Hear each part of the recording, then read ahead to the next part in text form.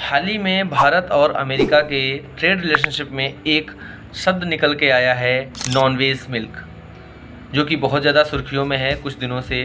तो आज हम इसी बात पे चर्चा करेंगे कि नॉन वेज मिल्क क्या होता है और इसको इंडिया में इंपोर्ट करने में क्या दिक्कत आ रही है। तो सबसे पहले हम बात करेंगे नॉन वेज मिल्क की।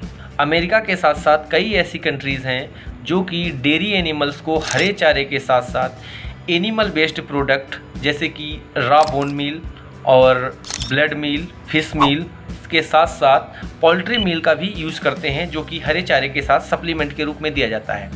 वो इसको फैट, प्रोटीन और हाईली न्यूट्रिशियस मिल्क के लिए करते हैं, जबकि इंडिया में ऐसे मिल्क का इंपोर्ट नहीं होता है, ना ही ऐसे मिल्क का प्रोडक्शन होता है। इंडिया में डेयरी एनिमल्स को प्लांट बेस्ड मटेरियल और सप्लीमेंट के रूप में ऑयल केक्स और सीरियल्स के बाई प्रोडक्ट खिलाते हैं। अब हम बात करते हैं कि भारत सरकार इस नॉनवेज मिल्क को नॉन निगोशिएबल लिस्ट में क्यों डाल रही है। इंडिया में इसको इंपोर्ट ना करने के मुख्य दो कारण हैं। सबसे पहले तो इंडिया में जो धार्मिक आस्थाएं हैं, इनकी वजह से इसको इंपोर्ट नहीं किया जा सकता है, क्योंकि इंडिया में जो मिल्क होता है वो प्लांट बेस्ड मटेरियल से जो काउस को खिलाया जाता है, उसके बाद जो मिल्क होता है उसको हम यूज़ करते हैं जनरली अपनी पूजा पाठ में और भी कई सारी क्रियाओं में। जबकि नॉनवेज मिल्क का हम यूज इसलिए नहीं कर रहे हैं क्योंकि वो हमारे धार्मिक आस्थाओं के खिलाफ है।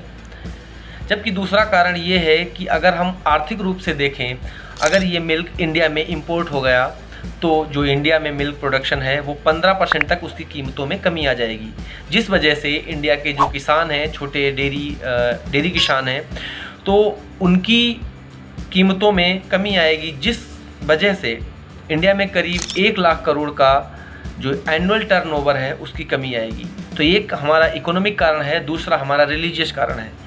आपकी क्या राय है इस बारे में कि वो मिल्क इंडिया में इंपोर्ट होना चाहिए या नहीं होना चाहिए, तो वो आप कमेंट में बता सकते हैं। धन्यवाद।